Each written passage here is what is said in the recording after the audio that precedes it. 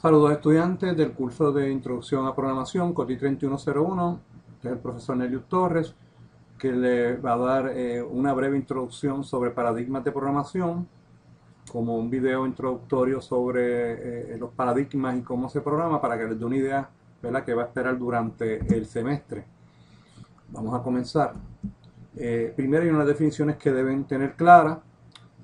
Por ejemplo, está acá la computadora, que es una máquina que recibe datos y utiliza instrucciones, y esas instrucciones permiten procesar esos datos y obviamente obtener una información. Eso es una breve definición de lo que es una computadora. Un programa es un conjunto de palabras que son similares al inglés con una sintaxis en particular y lo convierte en un lenguaje, ¿verdad? Y es el que utilizan los programadores para poder hacer los programas, y a eso le llamamos instrucciones, a ese grupo de palabras. Y en general, todo ese conjunto de instrucciones haría lo que llamamos un programa. De ahí que viene el término programador. El programador crea programas. Está el término algoritmo, que es un conjunto de instrucciones que resuelven un problema en particular. Lo que pasa es que el algoritmo, a diferencia del programa, el algoritmo podría ser una parte del programa también, podría ser un programa completo, pero el algoritmo es un conjunto de instrucciones, pero enfocados a una problemática, a resolver una problemática en particular. Y finalmente el término ciencias de computadora, que es el estudio de cómo resolver problemas utilizando la computadora. También podríamos decir, ¿verdad?, que es, por lo tanto, es el estudio de algoritmos. En eso es que se concentra las ciencias de computadoras. Entonces, los paradigmas de programación que vamos a estudiar inicialmente. Mira, en la actualidad se han programado las computadoras, no es utilizando estos tres paradigmas básicos, se usan muchos otros más, pero yo creo que estos son los tres más importantes en este momento que estás empezando a estudiar computadoras. Y esos tres paradigmas son la programación no estructurada, que de hecho ya no se enseña hoy día, pero que yo insisto en que deben tener una idea de cómo se trabajaba, ¿verdad?, para poder tener una idea de dónde estamos y hacia dónde vamos. Y eso se le llamaba non-procedural, o también le llamamos código espagueti. Luego está la programación estructurada o procedural, y finalmente la programación orientada a objetos, object oriented. Vamos a explicar brevemente, ¿verdad?, sin entrar en mucho detalle, cada uno de esos paradigmas. Primero, la programación no estructurada, pues también era llamada non-procedural o spaghetti code. Cada instrucción comenzaba con un número, o sea, una de las características principales de esta programación era que se numeraba cada instrucción. Las instrucciones normalmente se ejecutan de izquierda a derecha y de arriba para abajo. Se caracteriza por tener una instrucción que altera esa forma de ejecutar las demás instrucciones, o sea, de arriba para abajo, izquierda a derecha, arriba para abajo. Y esa instrucción, en muchos de esos lenguajes que trabajaban de esa manera, se llama el famoso goto. En otros lenguajes como ensamblador, pues podría tal vez tener branch o tener alguna otra palabra, pero en la gran mayoría de los lenguajes era el famoso goto. Tiene la capacidad de brincar a cualquier parte del programa. Y eso pues tiene una problemática. Y es por eso que queremos, yo precisamente les enfatizo a aprender el goto, a cómo era que trabajaba y a cómo todo hoy en día en la lógica se basa usando el goto, pero que no lo usamos directamente, sino de una manera indirecta. Entonces, si ustedes se fijan aquí tenemos ejemplo de un código no estructurado. Eso era como se programaba en BASIC anteriormente. Fíjese que aquí tenemos los números de las instrucciones y aquí tenemos las instrucciones, y en algún sitio, déjame ver por aquí, por ejemplo, míralo aquí, go to 1000, a la instrucción 1000. Y si buscan en algún otro sitio deben haber este den 10.060, pues este den está haciendo también como un goto. O sea, si esto es mayor que esto, lo que sea, hace una comparación. Si eso es cierto, pues mira, vete a esta instrucción. Si no, síguelo para la de. O sea que el den también en ese lenguaje hacía el efecto del goto. Y así era como se trabajaba anteriormente. ¿Ves? Miren esta que dice instrucción 10 print high, y la 20, vete a la 10. Lo que va a hacer es quedarse ahí en un ciclo infinito y va a imprimir, va a mostrar en pantalla la palabra high muchas veces. El cambio en el flujo, o sea, en la manera en que se ejecutan las instrucciones, si usted le tira un diagramito como una flechita de dónde sale a dónde va a ver que esas líneas tales que temprano se van a cruzar. Pues por ejemplo tenemos este programa 10, 15, 20. No es importante entender la instrucción, sino que lo que es importante es que si en esta 50, si esta instrucción se ejecuta y es cierto, va a ser go to 10, va para acá arriba. Pero esta de aquí si esto se cumple, va a la 15, que es esta de aquí. Y esta 30, si se cumple, pues va a la 60. O sea, pero si usted fíjese que aquí estas dos se cruzaron. Se cruzan. Y ese cruce hace que el programa sea complejo, difícil de utilizar el código para otro, o sea, difícil de aprender, de entenderlo, sobre todo lo que hace. Y ese cruce es lo que le dio el nombre de código espagueti, porque si usted se fija, cuando empiezan todas esas líneas a cruzarse, es lo mismo que este plato espagueti, que son líneas, si usted ve los fideos, ¿verdad? Son como líneas que se cruzan. Y de ahí es que viene el término de código espagueti. Entonces, para efectos de presentaciones en el curso, si en algún sitio vamos a utilizar algo que haga referencia, pues vamos a usar este simbolito de aquí, que usted ve que tiene las líneas, tiene unos go-to. Estas X y que eso representa una instrucción cualquiera. No es importante la instrucción, sino lo que es importante es el código. Vete al 80, vete a la 10, vete a la 20, vete a la 30, y que esto que está aquí a la derecha es lo que crea ese código espagueti. Después más adelante vamos a ver por qué el go-to, a mi entender, es importante aprenderlo. Nunca lo vamos a usar como parte de los lenguajes reales que hay hoy día, pero sí vamos a entender su uso. Entonces, luego sigue la programación estructurada, que se le conoce como procedural programming. Se caracteriza porque agrupa las instrucciones en bloques. Esas instrucciones que están agrupadas en bloques realizan o resuelven una tarea en común. De este modo, cada bloque de instrucciones se dedica a resolver un pequeño problema. Cogen un problema grande y lo parten, como quien dice, en pedazos. Esto hace que modificar las instrucciones de un programa sea mucho más sencillo, mucho más rápido, se aumenta la productividad del programador, se puede reutilizar código. O sea, la programación estructurada me permite que un bloque, un módulo, que también a veces se le podría decir un párrafo de instrucciones, las pueda utilizar en otro programa y no tenga que estarlas escribiendo otra vez. Me evita reinventar la rueda. Y esa es la programación que vamos a estudiar en el COTI 1, COTI 3101. Esa es la que vamos a estudiar principalmente. Ahí ven ejemplos de código. Fíjense que todo es en forma de bloques. Este if comienza aquí, hace todas estas instrucciones. No es importante entender el contenido. La cuestión es que comienza aquí y termina donde dice enif. El for comienza aquí y termina en enfor. El while comienza aquí, hace las instrucciones que sean y termina en enwhile. Estas instrucciones se van a ejecutar en bloques. Y yo puedo combinar varias instrucciones, entonces hacer como quien dice el párrafo. O el módulo. O la función o el método. Y ese conjunto de instrucciones pues va a ser algo en particular, pero una sola tarea. No hace mucha.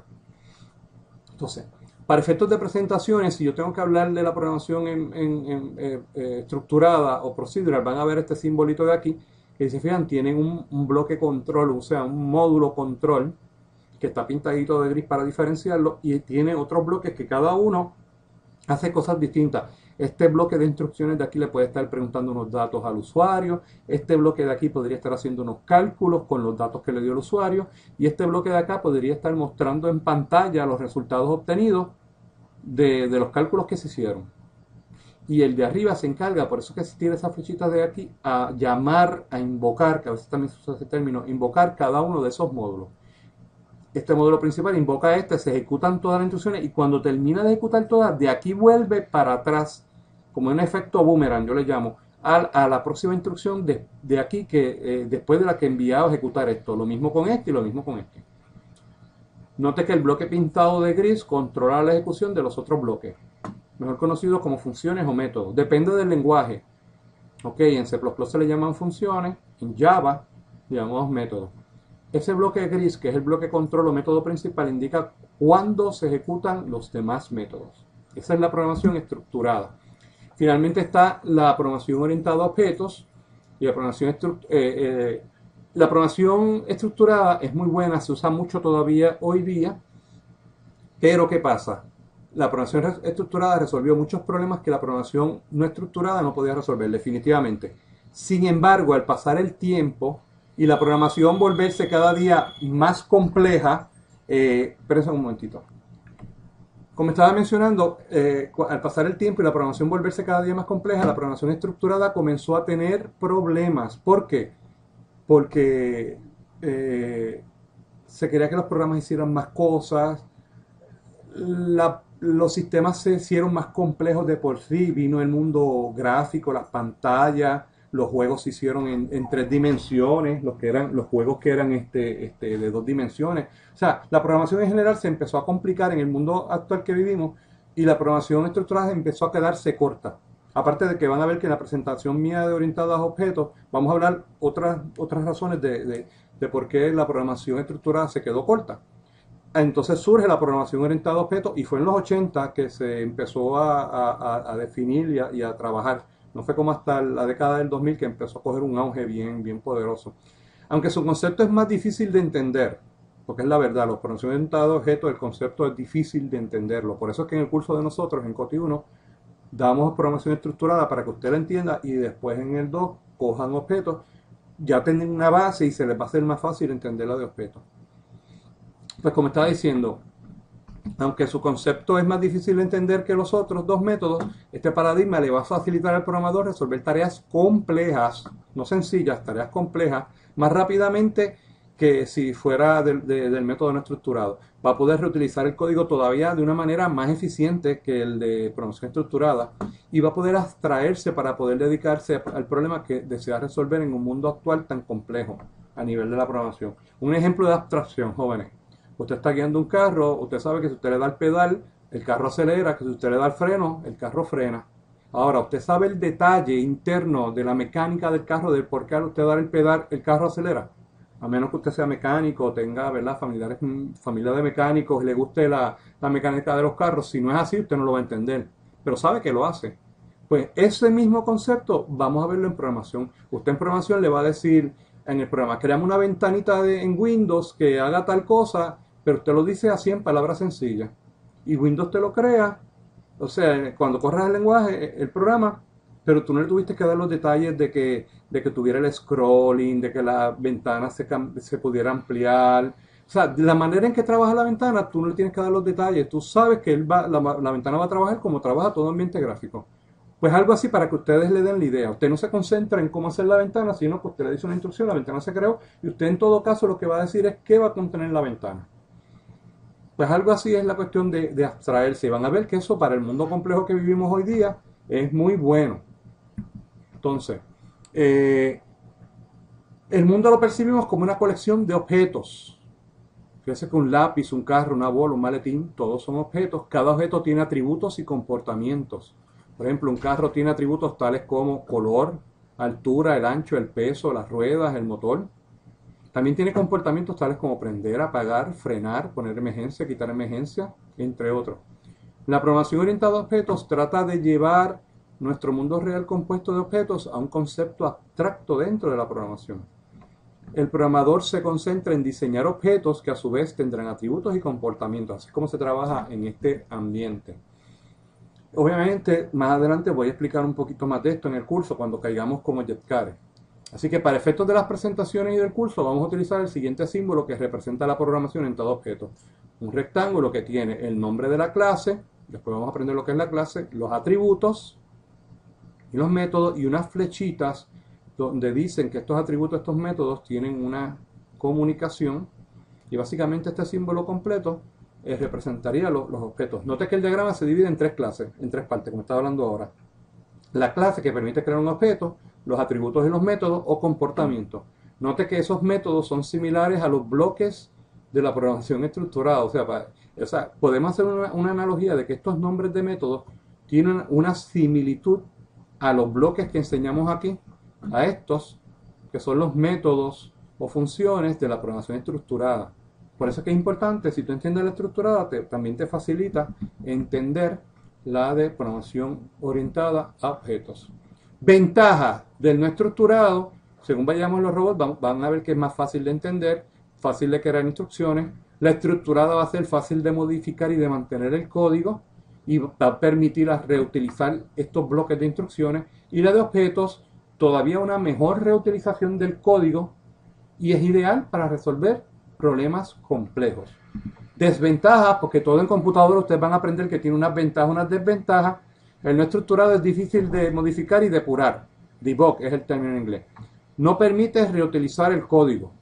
O sea, no puedo reutilizar ese código porque fíjense que está atado con instrucciones para arriba y para abajo. Y si yo uso de la 60 a la 90 y los copio para acá y aquí dice vete a la 20, acá no tengo la 20, es en el otro sitio, o la 20 es otra cosa. Es difícil coger un pedacito de instrucciones de aquí y pasarlas a otro sitio.